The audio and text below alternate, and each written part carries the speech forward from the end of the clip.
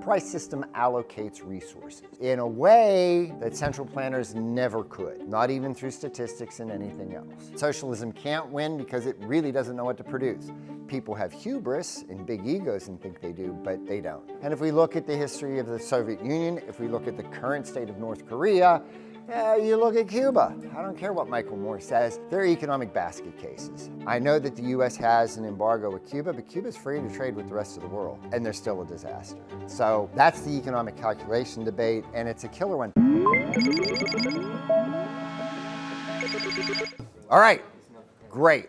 So we got a whole bunch of different groups going here. I want to kind of go through these classical liberal thinkers. I want to know what you think their strengths are, or why they're your favorites. And then I'm going to add some stuff here. I'm going to see if I can add to the argument a little bit, okay? So who might want to go first? I see a hand anywhere, hand. We have Ayn Rand group. Yes, we said that I like her because she's so easy to get into. Like, Anthem is very short, very easy to comprehend. And it's easier to read like a novel, in like more of a fun way than like all the others who are a bit more technical. And a lot of people have turned to liberalism because of her like easy to read book. All right. Who was there was another person in your Rand group. How about you? Were you, there was only two in that group.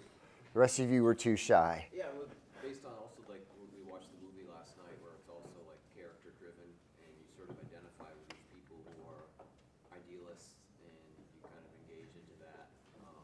But then there's also other characters who are, you know, more pragmatic, like Brooks, arch nemesists, or I was Fountainhead. And she was Atlas Shrugged. It's easy, you can identify it from when you're reading the book, but then living it out. Yes, Howard work is not how to do architecture. The nice thing about Rand is she is character driven. Virtue plays a huge role in her work. And virtue is something that often in other works that we're going to talk about, whether it's Mises or Hayek or whatever else, really doesn't come to the fore. So she really pulls that out. That's really nice.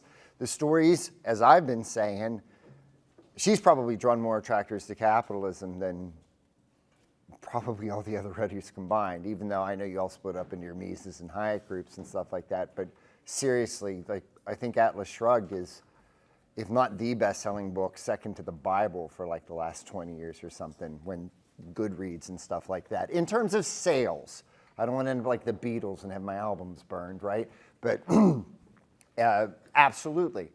But strengths can also become weaknesses. So one of the problems is she is so easy to get into, and she is so inspiring. It can kind of draw people in with a bit of a fervor that doesn't beget critical. I'm not saying this is of either of you. I just kind of let's get it out there. We know it doesn't quite beget critical thought. It's like you're on my side or you're not. I mean, she has these, in the world of morality, the compromiser is the rubber tube that transfuses the lifeblood from the good into the evil or something like that. It's like, whoa, okay, no middle ground. Thank you. Nice heads up. You either agree with me and you're saved or not and you're damned. And that can come out of it. I don't think that's so much in the novels, especially when you read The Fountainhead, because her treatment of the villain in The Fountainhead, Ellsworth Toohey, is actually quite sympathetic. She likes a good villain. She hates incompetence, right? She hates incompetence. She can't really stand the mediocre all that much either, so a really strong villain, it's kind of neat to watch in the character-driven thing. But other strengths of Rand, I think, and we'll find this with some of the other stuff as we go around, but I think her account of why there are rights, or especially why there are property rights, is powerful. It's what we need to live, and a morality for humans should be for humans. Now, that would separate her maybe from animal rights activists. I get that.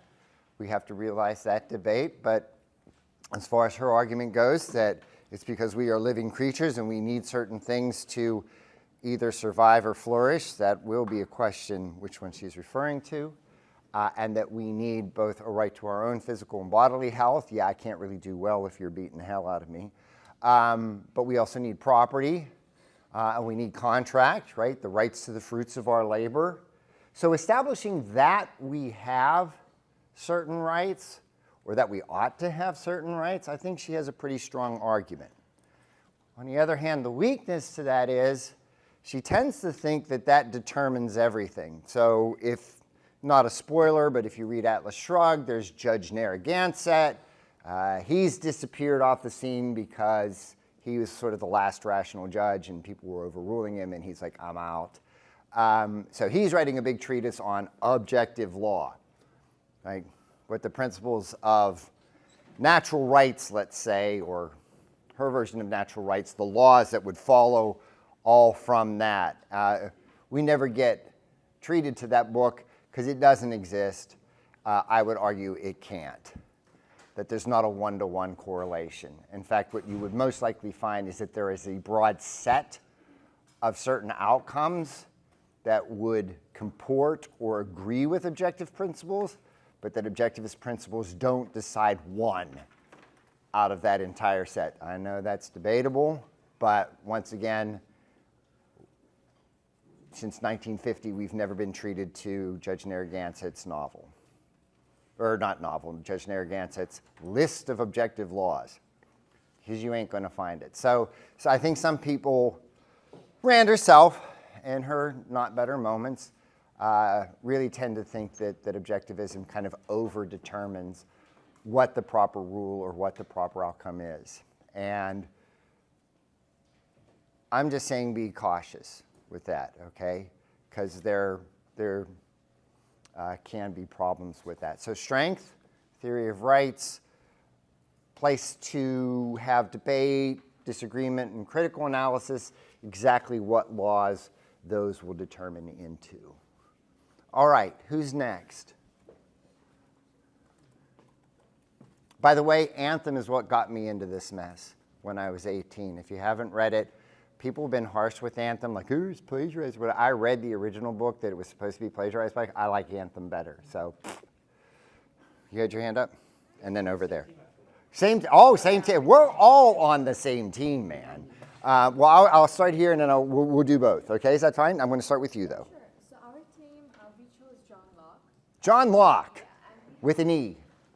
And we had a consensus that he had substantial contribution to this school of thought, Sure. primarily because he laid out the foundation for the concept of natural rights, Uh-huh. and I think he famously identified the three rights: life, liberty, and property. So Uh-huh. that was reiterated by Ryan yesterday in the first two principles, and that was pretty much it. And so rightfully so, he's known as the founder of the liberalism, and I think my teammates can. Okay. We'll get back to being the founder. I think he's one of the founders. I'd be happy with that. He's in the 1600s. He's very important, yes, and for the reasons. Yeah, so Locke, similar to Hobbes, he says that human nature can allow people to be selfish. But unlike Hobbes, he believes that human nature in and of itself can be characterized by reason and tolerance. So the idea of a civil society would prompt a social contract between the state and its people, and a limited representative government in which spontaneous order is protected by individual law. Now, in the natural state, obviously, he believed that people were equal and independent, which emphasizes one of the main tenets of classical liberalism, which is the primacy of the individual.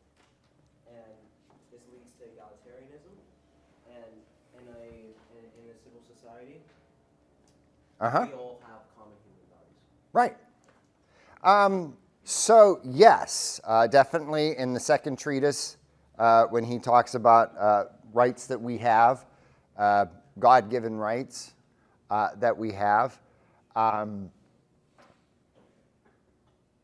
And I want to talk about the foundation of those rights a little, because one could just say, oh, well, Locke was just referring to kind of God or whatever. But I think there is more to it than that. Did you want to add to this? We're on the same team, so Yeah, go for it. capacity to just sum up some of this. So I just wanted to say that on nationalized life, liberty, property, on social contract, this, as we discussed, is giving up some freedoms to get protection, and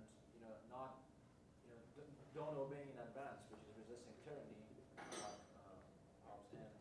limited government and separation of power, which he used for automation, and the individual of freedom to actually pursue their own interests and not infringe on other people, on other people's rights. And of course, property, the right to have property, and that should be also protected by government. So these are some of the sum-ups I have in mind, so I just wanted to sum it up. Right. So obviously there's a lot going on in Locke. We can't cover everything, and I don't pretend to know everything. But I thought the best way to bring up, of course, who the preeminent classical liberal thinkers was to find out who you thought, and we can kind of go through a little bit of that, and maybe people get a little interest. Maybe somebody hasn't read Locke, so they get to read Locke, but we want you reading with a critical eye as well. So yes, a great deal to be said on Locke with, yes, egalitarianism. We all have our rights. One of the things that I don't think people realize, I don't expect you to read it, but he wrote the first treatise, which I think that people vastly underestimate the importance of. Because why are we all equal? Well, in the first treatise, he makes a big argument that, well, guess what? This divine right of kings is garbage. Nobody can trace their roots back to Adam. Even if Adam did have some sort of special supremacy amongst humankind, which we could question, nobody can trace their lineage back to that. There is no divine election of the ruler. And in that sense, we're all equal before God's eyes. None of us has the authority, or the born authority, I should say, the natural born authority. Sorry, Woody Harrelson. No, natural born authority to interfere with the lives of others. We are all on the same level moral playing field there. And it's after he establishes that in the first treatise that then on the second treatise that egalitarianism holds. And I think that's really important, especially when people rise up and pretend to be more than just human in their ruling powers. One of the other interesting things about Locke and his argument for limited government, and this goes to sort of common law arguments that have been discussed in here too, he's actually quite pragmatic on that. And one of the reasons he believes in limited government, and worth checking out, is that we always view transgressions against ourselves worse than the transgressions against others. So if you step on my toe, I think an appropriate punishment is to hit you with a baseball bat, kind of thing, right? It's escalation. We kind of have this, I won't say he's a behavioral economist, but we have this sort of ingrained bias that harms to us are greater than our harms. So if I step on your toe, an apology should be enough. You step on my toe, I'm gonna whack you. And then what we end up with is sort of this escalation, this feud-like escalation. So you hurt me a little bit, I hurt you more.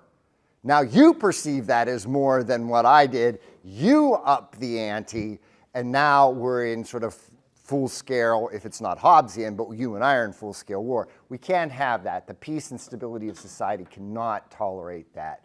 So what we do then is we give up that right to retaliation to a third party who we're going to say is objective or neutral, and then they will be able to adjudicate between us. That's the ideal anyway. And that will stop that escalation and keep the peace and stability of society. Really, I think a really interesting concept in Locke for an argument for limited government. So now with all of that said, and I know that there are lovers of Locke and there are scholars of Locke, so, but once, I think there's interesting parts to the derivations of rights, but I think that you would be correct if you weren't entirely satisfied with how they are established in Locke. later on, if you read like a more modern author like Robert Nozick, and he talks about side constraints, right, rules that then govern our interactions that, kind of like the rule of law that Hayek would talk about. But Nozick just refers back to Locke on what rights we have. And then when you read Locke, it's not just life, liberty, and property. He also talks about bodily health. And that's kind of actually vague in Locke. It's not clear if that requires a positive duty of me to aid you or just leave you alone. Because we already know that assault's off the board. So I'm not quite sure on that. But, once you get sort of beyond this sort of theistic thing, The other thing, too, with Locke, and I'm glad that you brought it up, his state of nature is different than Hobbes. His state of nature, people are sort of rational and calm and willing and ready to cooperate. And in Hobbes, we're all just kind of, we're ready to attack, right? And what drives Hobbes, of course, is the best defense is a good offense. So why wait for you to hit me? I'm striking first, right? Strike first, strike hard without mercy. Anybody watch Ender's Game? Yeah, there's that scene where the kid just beats the hell out of the bully, and they're like, why did you just assault him savagely? He said, because I didn't just want to win this battle, I wanted to win all future ones. There we have Hobbes. Boom, straight up. It's really a contingent matter on which state of nature we find ourselves.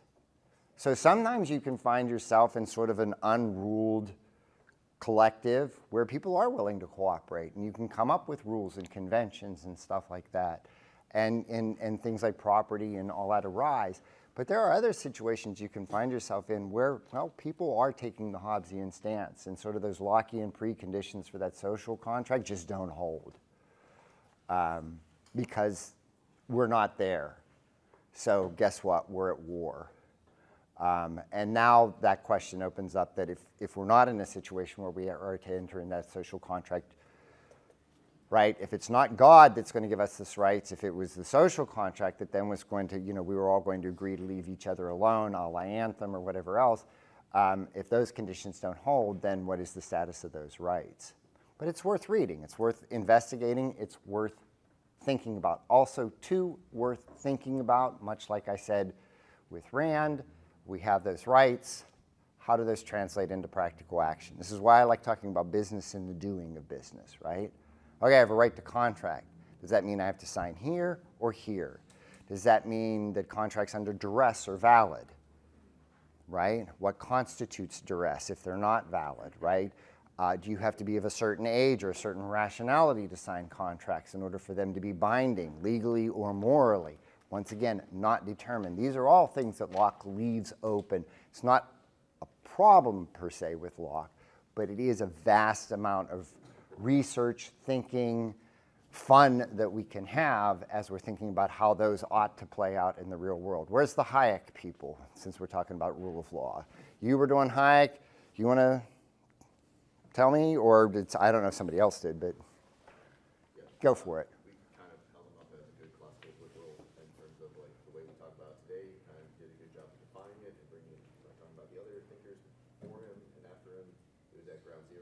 Socialist capitalism debate, so he's right there at the beginning, really defining it against the socialists, and the individual and economic order does a great job of walking through the intellectual history as well, from like good individualism to bad individualism between like Rousseau and Burke and those guys.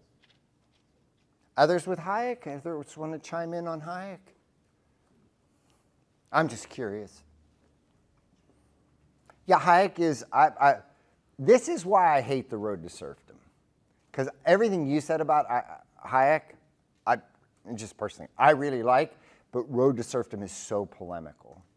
It's not scholarly like that. I mean, he's going for the throat, and I understand why, but it's that kind of writing, even, and we find that in Mises too a lot, right? But yeah, understanding the intellectual tradition. He has a nice article of why he's not a conservative. He doesn't flame on conservatives, right? He's not Bill Buckley's a wuss, nothing like that. I mean, he talks about conservatism as he sees it and why he's not. I mean, he in some ways is a real, so I was talking to somebody else yesterday about virtue and the importance of role models. I think he's a really good role model for intellectual curiosity and going forth, and the socialist, the calculus debate, right?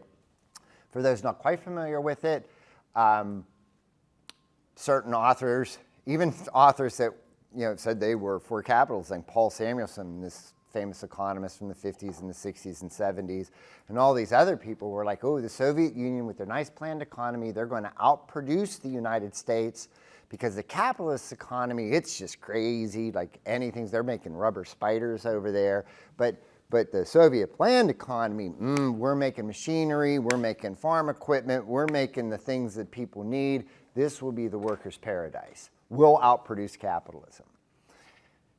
Mises, Hayek, and the rest chime in and say that's impossible because you don't know what to produce. You think you do. You all think you do. You look out there in the world and you're like, ooh, look at all that farmland. We need tractors. But that's not how it's done.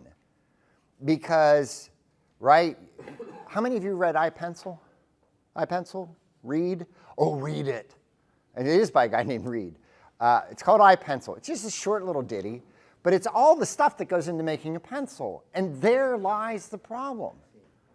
Like, in order to build something, you need, like I said yesterday, right? You need to marshal all these resources. You need to create all of these other problems in order then to draw in the steel or whatever else you need to make your tractor. But guess what? All of those things have other uses. Pipes for water, or jeeps, or airplanes, or buildings for steel, let's say.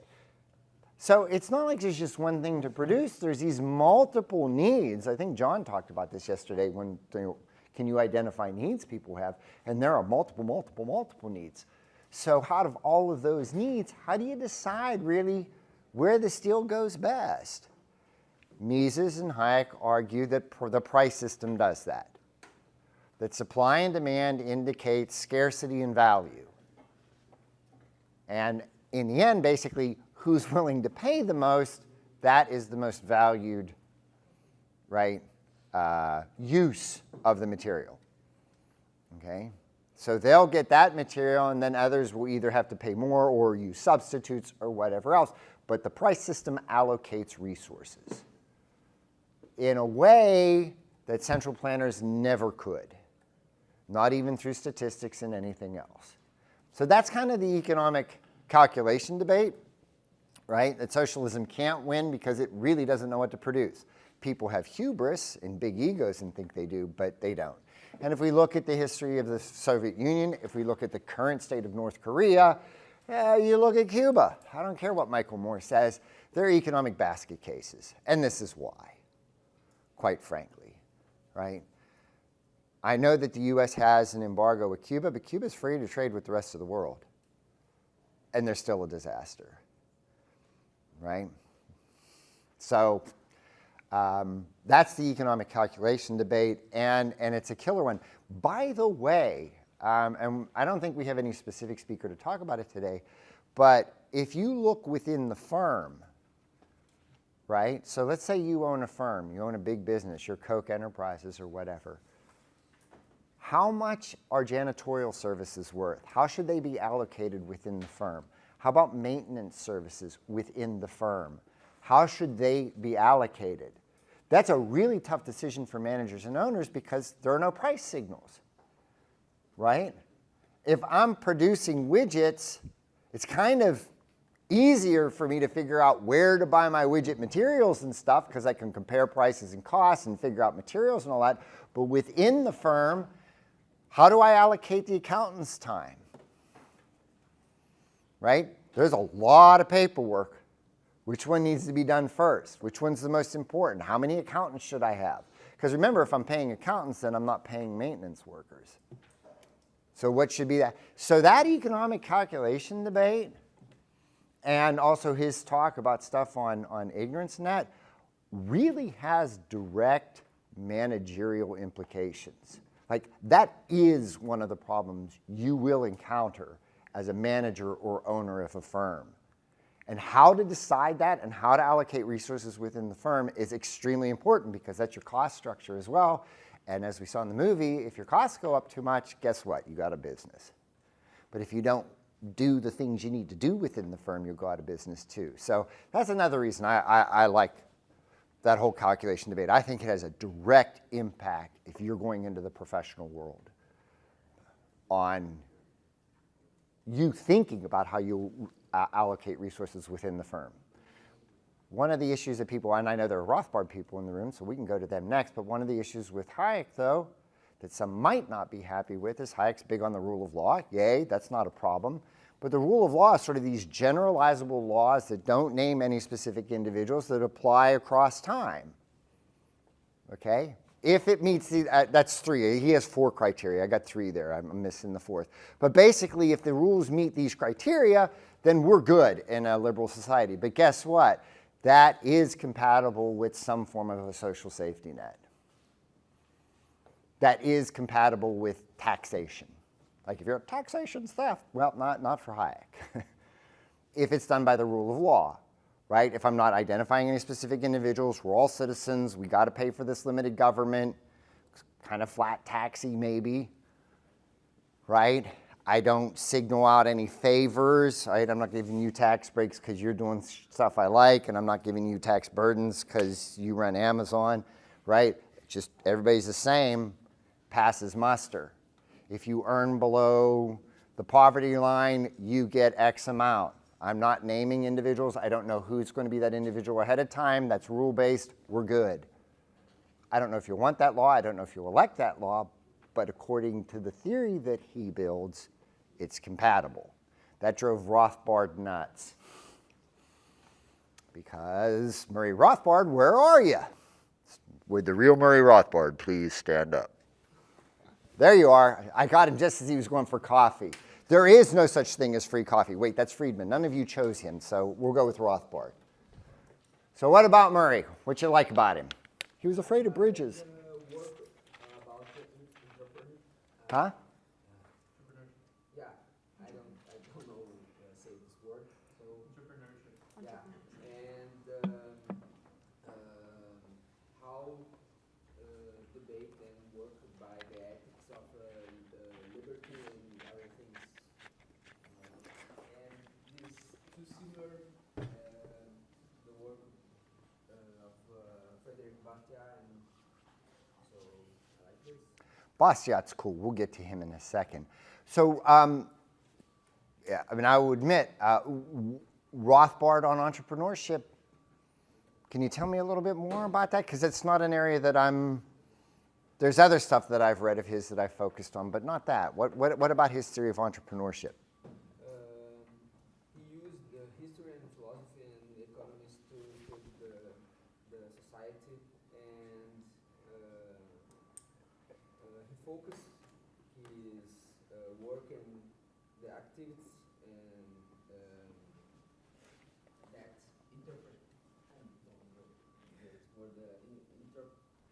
Interpretation? No. Entrepreneurship. And the risk to make a business and thinking by the future and make these decisions and have a profits or not. So these things. Yeah.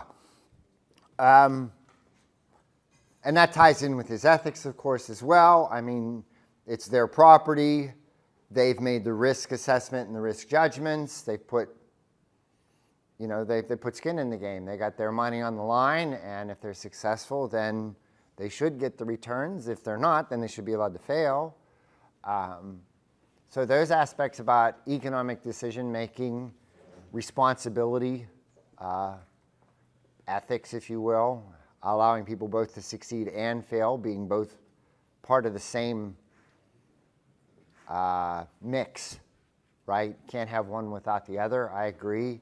You talked about his ethics and what he writes about ethics. Once again, very interesting. Now, historically, he has denied that it's objectivist at all. He's like, this is totally different than Rand, how he founds ethics. I've read his stuff, I've read Rand's stuff. Walks like a duck, quacks like a duck, and has orange hair. I know he says that, but it really does read. So if you're sort of sympathetic to that kind of derivation from self-ownership then to ownership of property and stuff like that, it reads a little bit like Locke, right? How do we own property? We mix our labor with it. For Rand and Rothbard, it's actually we're literally mixing our life with it. And we need that to survive, right? I can't keep making stuff and have you steal it. I am going to starve. That's slave labor. That's what happens in the gulag, and then you die. Sounds right to me. But we should put off to the side that whatever his objections are, there are deep similarities between the two, I think. And that sounds really right, and I think that's cool stuff to read. For a New Liberty is actually really neat when he kind of goes off into sort of anarchism and talking about no government. Nobody kind of brought that up, so I'll kind of leave that out there. But it's a powerful thing to read, and certainly a great contribution. Of course, he's an Austrian economist, and a side story here, right? So my professor Hans Sennholz gets his PhD from Mises. Rothbard actually writes Man, Economy, and State, which is sort of a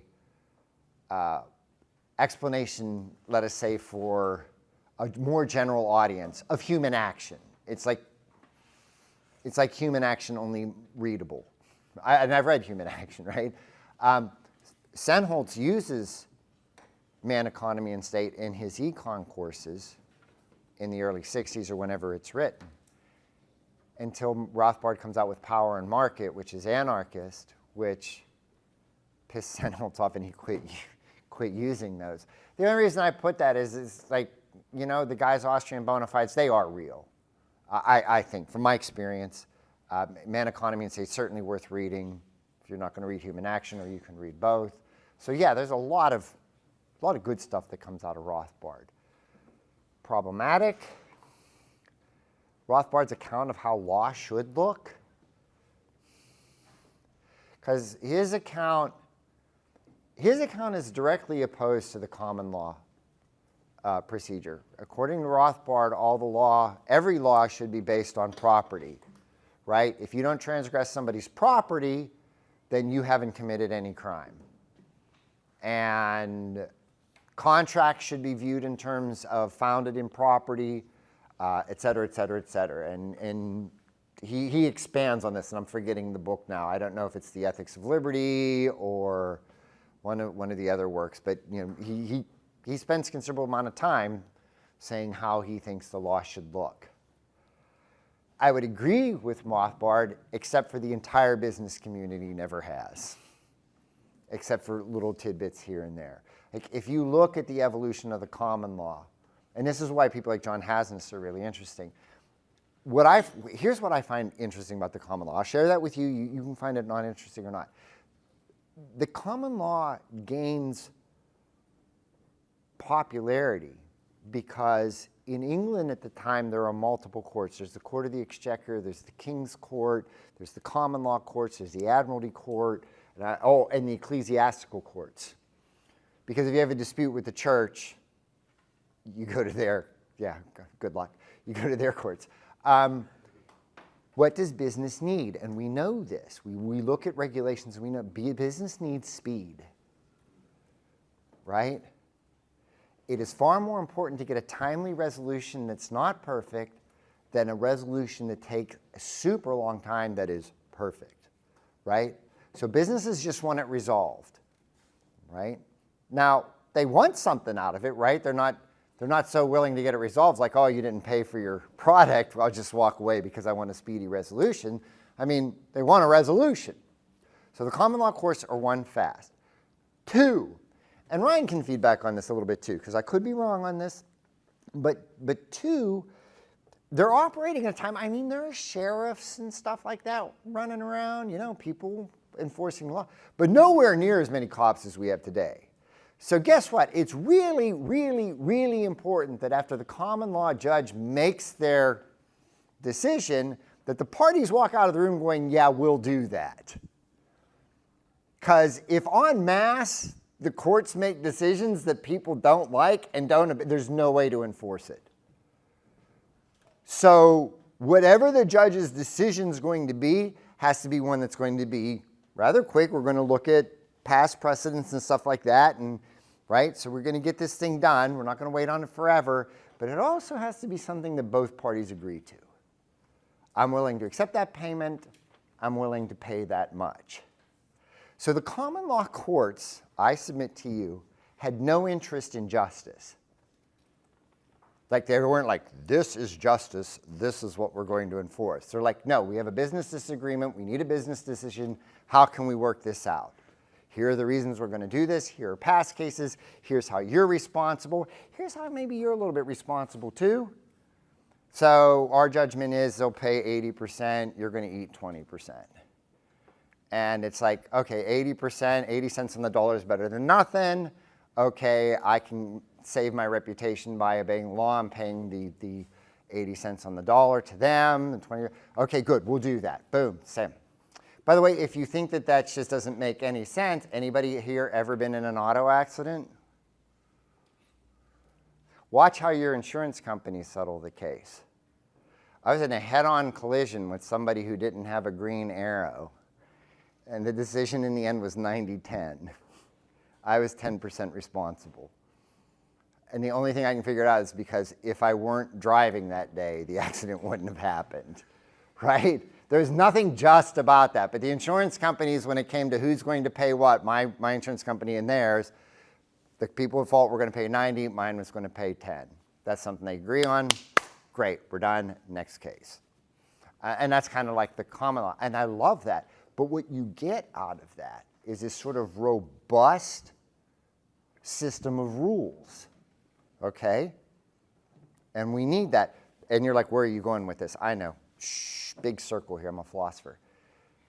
The common law theory of contracts is all based on expectations. If I intentionally create an expectation to you to do something, okay, and I tell you, right, I'm going to pay you or whatever else, you set into motion all the resources and all the costs you need to get the stuff to me, you bring it to me, and I'm like, yeah, no, I've harmed you. Because but for my explicitly engendering and causing those expectations for you to do that, you wouldn't have done it. I'm obligated now. That's a tort. That's all based on expectations. Rothbard rejects that, and explicitly so. He hates and argues against expectation theories of contract in the law. That doesn't make him right or wrong, but I do want to pit the debate. Like if you're going to go into Rothbard, that is one of the things you need to look at really carefully when, especially going into his theory of the law. Not econ, great, Austrian economics, you know it, you got it, but that law stuff, ooh, watch that. What is his argument against expectation theory?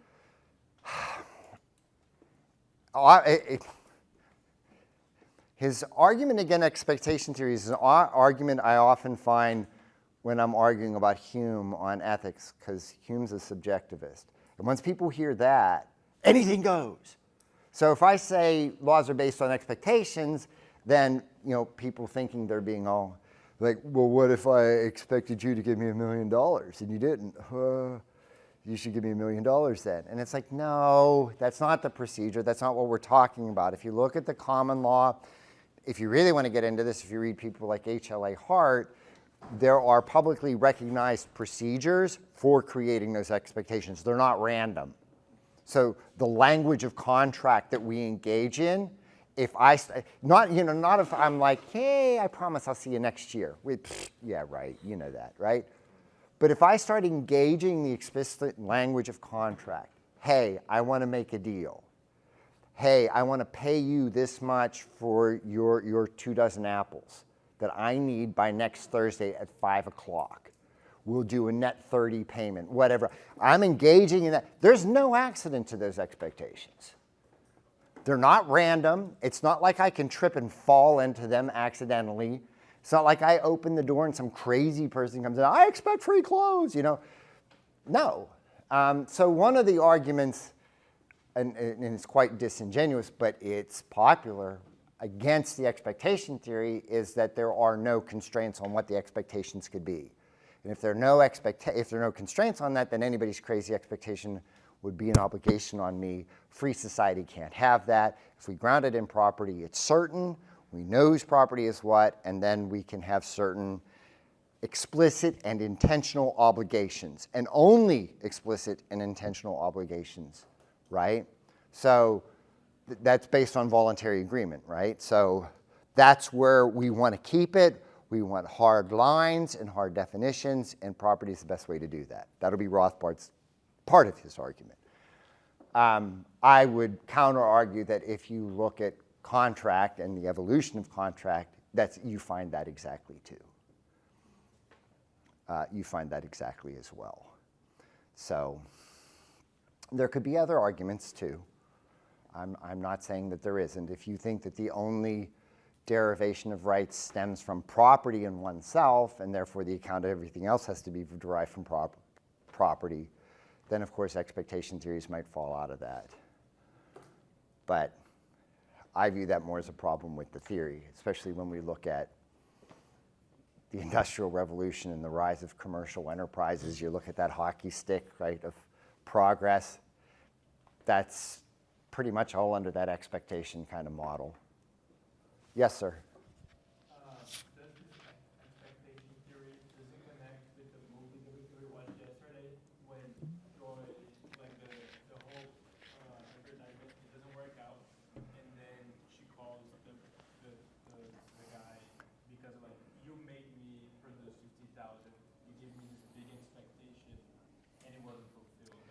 If you read Blackstone's commentary on the laws, and when he talks about contract, and he explicitly, he's not making this up, he's kind of commentaries on the law, right, drawing in all the decisions, and he kind of pulls out the common themes or whatever.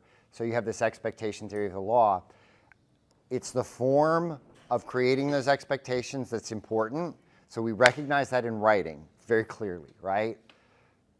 That same form holds in verbal. So a verbal contract is binding. However, here's the problem. Prove it. Right? Now, if she had as many resources as QVC, if she was Walmart coming after them, I bet they would have settled on something, you know, one of those 80-20 or whatever's, because Walmart could have fought that. She didn't have anything, right? So prove it. Oh, you don't have the resources to prove it? So yes, by the common law, a verbal contract like that, I will do X, Y, and Z. I will make these performances, and I don't. You can't force somebody into performance in contract law, but you can translate that into monetary damages. And if she had had a witness, like if she'd have brought a priest or banker with her, who would have then testified, that would have been maybe a different story. Okay? But that's the problem with verbal contracts.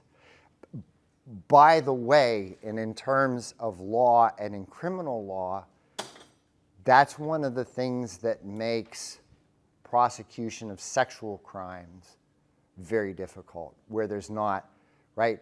If the party's under a certain age and that's the law, that's kind of easy to prove. If it's a case of where we're trying to prove whether it's voluntary agreement or not, that's really tough.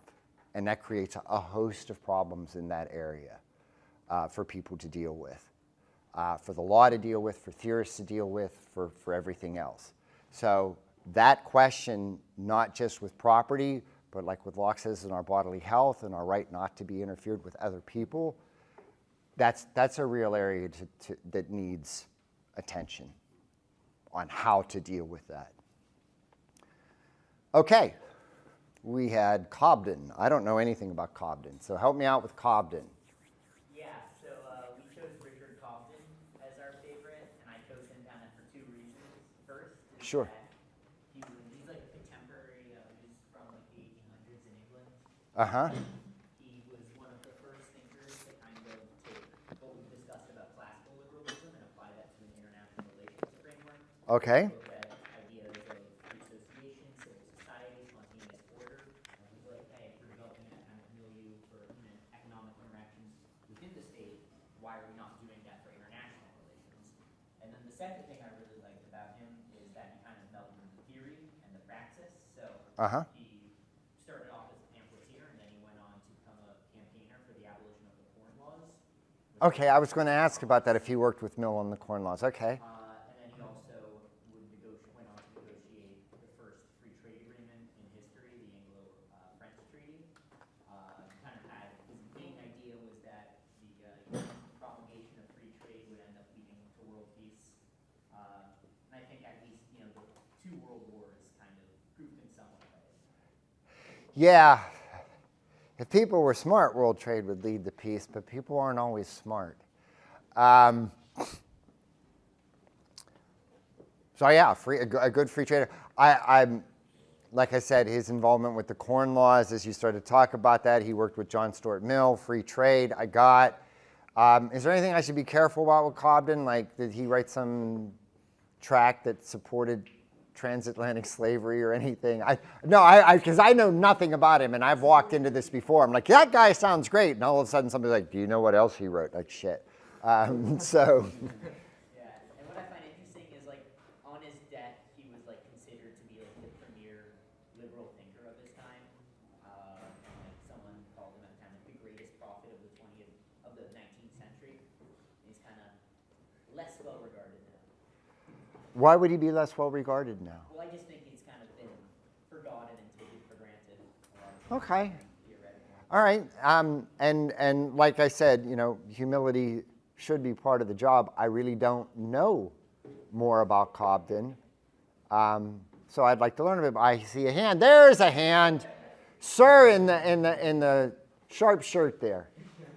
No, so Cobden is certainly among the classical thinkers I think gets underplayed, and there's nothing particularly problematic about him in terms of anything that would be sort of horrific today. What I will say is those that have taken Cobden's interpretation of non-intervention and turned it into a justification for things like realism. So he's been grafted on by the realists of foreign policy, international relations. I think misunderstand Cobden's points. Because Cobden is at his core primarily first a free trader, is just sort of where he starts. And then from there he says that interventionism in foreign affairs limits the ability for trade to occur. And so rather than it being sort of this doctrinaire non-interventionist policy, it is a pragmatic anti-corn law free trader. And so at the top of sort of the free traders of England of this era is Cobden. So Smith is writing in large part in response to what Cobden's doing with the anti-corn laws. And so Smith is pointing often to what Cobden has done, saying this is a ridiculous policy and there's a group trying to get rid of it. Cobden eventually succeeds. Cobden is a story of success in actually making progress. And then over the rest of his period he's advocating for free trade. He's involved in the free trade agreement. Right in your name? Toby. That Toby points out. And then by the end, he's forgotten for about 150 years, and then he starts to pop back up when scholarship into Smith and Smith and the Corn Laws start to reemerge. So he's published pretty extensively by Liberty Fund, for example. There's a number of his works that you get from them. But ultimately, the quibble I have is I don't think he's a theorist. I think he's a practical guy that is taking what he sees as the problem and then actually coming up with a way to solve it. And God knows philosophers do not do that. No, I'm sorry. And then folks like Smith then write the argument that Cobden then is heavily involved. Doesn't mean Cobden's not a smart guy, but Smith never managed to actually push his policy through as Smith.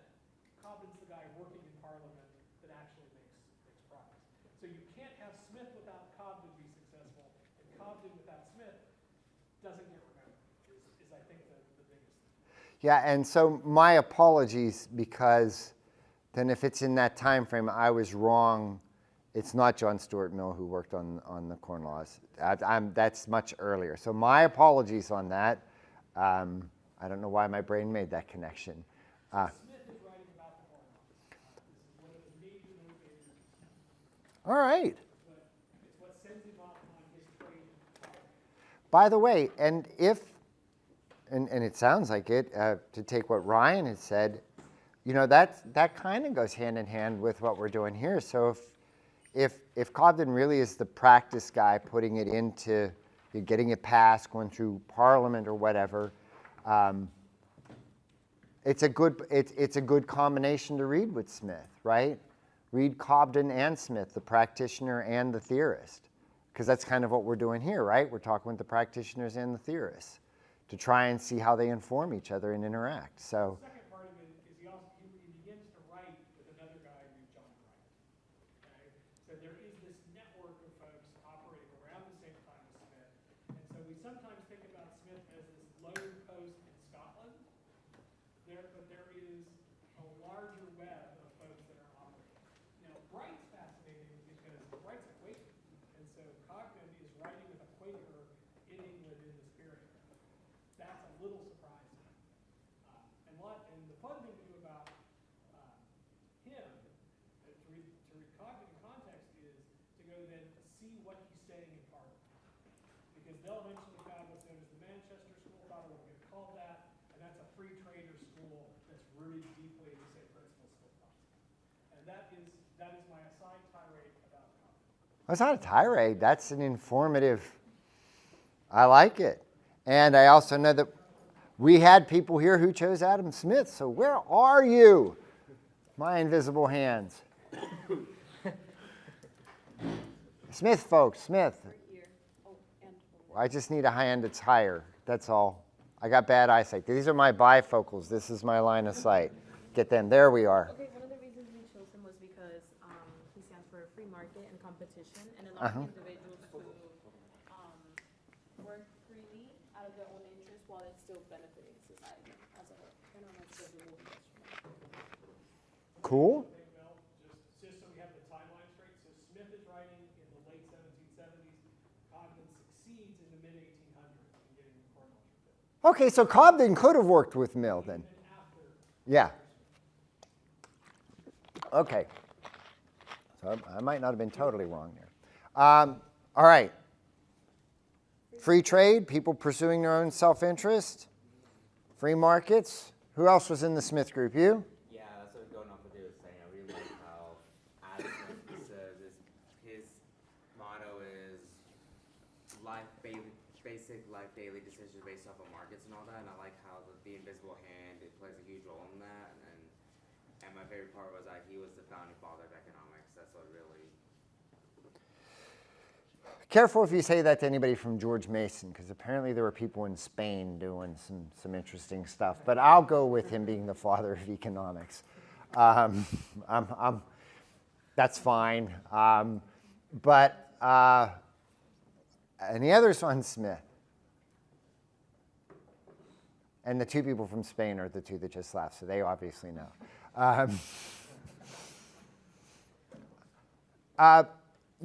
Look, wow. You could do worse than Reed Smith. Jeez. And I know Mises is running around out there, so we'll do our final 2 minutes. But here's one of the things that I'll just share with you that two things I really like about Smith, right? So I teach business ethics, and people like to be clever. Like, the invisible hand isn't invisible, free trade's not free. Like, people who make bad equivocations with words should lose their PhD immediately. Like, that's the one sort of authoritarian thing that I would do. Like, bad puns to make an argument, you just deserve to be out in the street. But I've seen like people, like business ethics call them, seriously, in like the worst ad hominem way, like the high priest of free trade. Seriously, two business ethicists used to publish a business ethics textbook. That was one of the stupid things they said. And when you read Smith, what I love, can anybody tell me, book 1, chapter 1, how it starts? The division of labor. Smith doesn't start out like free trade, free trade, free. Smith just starts out saying, like, how do nations get wealthy? Because there's a lot of poor-ass nations in the world, and there's a couple that are doing really well. Like to figure that out. He doesn't start out like free trade. He starts out, how do they do that? Division of labor. That really increases productivity. Like division of labor really allows us to produce more. And you got to remember, there's some serious scarcity going on at the time, right? Famines and stuff like that aren't uncommon. Clothes, you get one pair maybe if you're lucky. That's why you read about the battle of, in Valley Forge and stuff, soldiers are standing in their hats in the snow because their boots have worn out and there aren't any more boots, right? It's real scarcity. So how do we get over this? Division of labor. Okay, that's really great. That's really great. So I'm going to produce a ton of pins and widgets. But that's kind of worthless. I just got a big pile of junk now. So how do I make these damn things worth anything? Well, guess what? I got to trade them. And if I can trade them and sell them, that makes it worth it for me. And guess what? It'll make it worth them, for them to do division of labor. Oh, that's really cool. Yeah, so that's what we'll do. We'll trade it. You focus on your productive abilities. You produce way more than you could do. That's what Wonder Bread does, right? Way more bread than you can use. You get to trade that. Nike gets to make the shoes way more than any Mr. Nike could use. And they get to, that's great. Oh, well, that's wow. Okay, but this isn't magic, of course, right? We got markets. So how much can I really trade, right? And then there's this really boring part that you're likely to skip in the beginning where he talks about like the cost of oxen over land, right? Versus ships. And you're like, who the hell cares how much it takes to feed an oxen team? I'm skipping this, getting to the good stuff. Don't. Because in that passage, Smith says it's cheaper to go from London to Edinburgh than it is from London to like Oxford or a little bit outside by cart, right? Why is that important? Well, that means that your market isn't necessarily geographically determined. Your market is actually determined by the costs of transportation. So Edinburgh is the market for London. Edinburgh's 500 miles away. You want to sell your widgets? Sell them in London, a route where you can transport them, but put them on a ship 500 miles away. You can sell them in Edinburgh. Put agents there. Put sales agents. Put buyers agents there. It's worth it, right? That's a market. Woohoo! Nobody has a problem with that. Rotterdam's 400 miles away. Now people lose their goddamn minds. Why? Because Rotterdam's in a different country. But it's the same principle. It's the same essence. It's at that point now Smith becomes free trade. We need the markets to utilize the division of labor to produce more stuff to be wealthy. He actually proves the case and argues it before he ever gets there. He doesn't start out dogmatically like that. I mean, he may have belief-wise. I don't know what he was thinking in his rooms in Oxford and stuff like that. But when you read The Wealth of Nations, and that's worth pointing out to critics too, like what, you're against productivity? What, you're against wealth?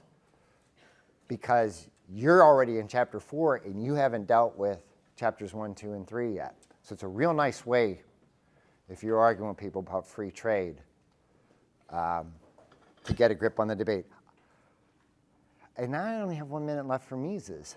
And my former professor now is like, oh my, Mr. Kline, I'm so disappointed.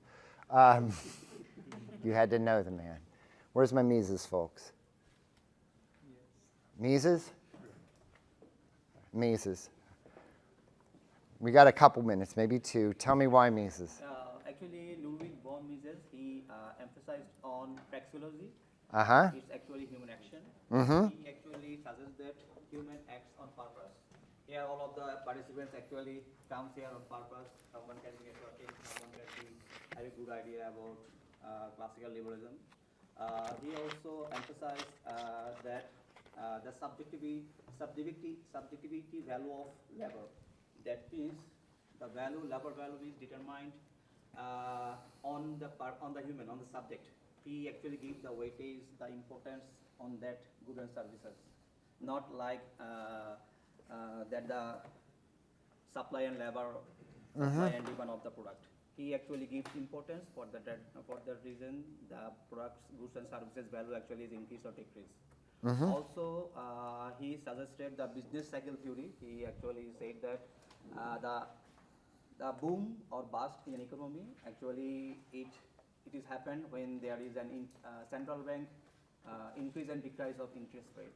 So actually, when I think about this, all of the theory, I actually prefer the business.